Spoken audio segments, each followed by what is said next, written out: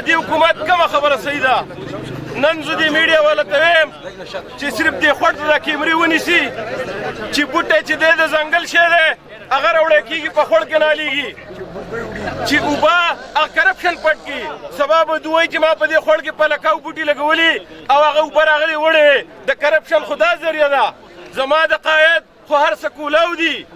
نن تو راشه د ملم جبې هغه سکینډل لا بهر کا ما ته به پته ولګي چې نایب واقعي ښه کردار کوي نن د بي آر ټي چې په یو میاشت کې دننه دننه کولاویږي او په یو میاشت کې دننه دننه بندېږي نو هغې ولې احتساب نه کېږي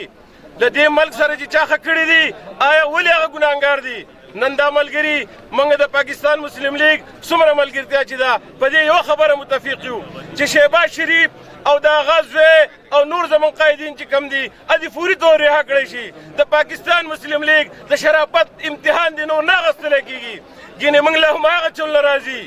چې کم دو په 126 ورځ درنو کې قوه کول په پی ټي وي باندې حملې په پارلیمنټ باندې حملې خو موږ چونکې دا ملک روغ کړی موږ سره دا ښایي نو زموږ د شان خلاف ده چې موږ دا چل وکړو خو موږ به مجبوره شو بیا به هم دغه اسلام آباد موږ بلاک کوو او دا نیازي صاحب به په زور له دې کرسۍ نه وروځو